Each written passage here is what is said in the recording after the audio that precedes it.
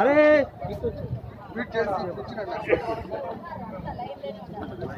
ఇచ్చాడు బాబా ఇచ్చింది కూడా ఆర్టీ వస్తాను కూడా ముందు ఫోన్ చేసినాడు.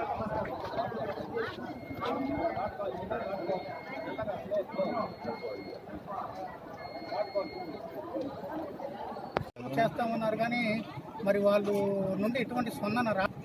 చిత్తూరు కింద వస్తుంది మాకు ఉమ్మడి జిల్లా కింద. అంటే మాకు ఈయనే ఇన్ఛార్జ్ సార్, ఈసారే మాకు ఇన్ఛార్జ్.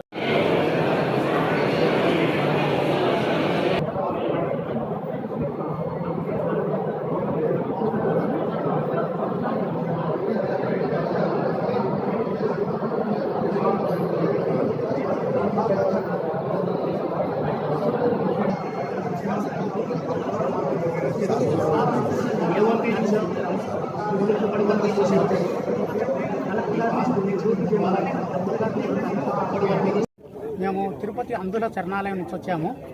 మా యొక్క సమస్యలు ఏమంటే, మా అసిస్టెంట్ డైరెక్టర్ గారు వినోద్ కుమార్ గారు, ఆయన వచ్చిన కాడి నుంచి ఇప్పటి వరకు కూడా తమ కబంబ హస్తాలలో మేము చిక్కుకొని చాలా మమ్మల్ని ఇబ్బందులకు గురి చేస్తూ, అయోమయానికి గురి చేస్తూ, ఎందుకంటే మాకు ఫుడ్ పరంగానే ఆయన కూడా నాశరకంగా ఫుడ్ పెట్టడం ఒకటి.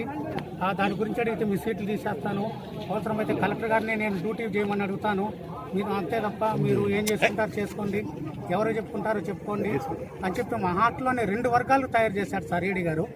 కాబట్టి నాసురకం భోజనం పెట్టడం, నాసురకం కూరగాయలు ఇవ్వడం, నాసురకం సరుకులు తిప్పియడం, ఈ విధంగా. తర్వాత ఏంటంటే, ఈ సీట్లు అవసరమైతే మీ ఉద్యోగాలు లేకుండా చేస్తాను, మీకు ఉద్యోగాలు రాకుండా చేస్తాను, ఏం చేసుకుంటారు చేసుకోండి, సీఎంకు చెప్పుకుంటారా ఎవరికి చెప్పుకుంటారు, మీ శాతం చేసుకోండి అని చెప్పి మమ్మల్ని మనోవ్యాధికి గురి చేయడం, అయోమయానికి గురి చేయడం.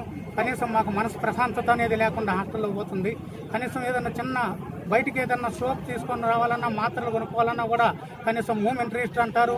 తర్వాత అదేమంటే అక్కడి నుంచి కదలకూడదు, కదిలితే మాత్రం మీకు సీట్లు ఇస్తాం, మెమోలు ఇస్తాం, మీరు అనుకుంటున్నారని చెప్పి మమ్మల్ని బెదిరియడం, ఈ విధంగా చేయడం ఉండడం వలన అందుకని ఈరోజు ఇక్కడికి రావడం జరిగింది సార్. మంది ఉన్నారన్నా? 12 మంది ఉన్నారు. 12 మంది. ఒకరు మాట్లాడాలా? ఇప్పుడు కలెక్టర్ గారు మీరు అర్జీ ఇచ్చారు కదా, జేసీ గారు ఏం చెప్పినారు చెప్పండి. జేసీ గారు ఏమన్నారంటే, మేము దీనిపైన యాక్షన్ తీసుకొని ఎంక్వైరీ చేసి నిజాలని నీకు తెలుస్తామని చెప్పి సార్ చెప్పడం జరిగింది సార్. అయితే మేము మిమ్మల్ని రిక్వెస్ట్ చేసేది మీడియా వారిని, మీ ద్వారా మా ప్రభుత్వానికి ఇలాంటి ఏడీ గారు కబంబ హస్తాలలో మేము ఇరుక్కోకుండా మాకు రక్షణ అనేది మాకు కావాలి. మీరు మా తరఫున మీరు ప్రభుత్వాన్ని కొంచెం రిక్వెస్ట్ చేసి మాకు న్యాయం చేస్తారని మిమ్మల్ని ఆశిస్తున్నాం.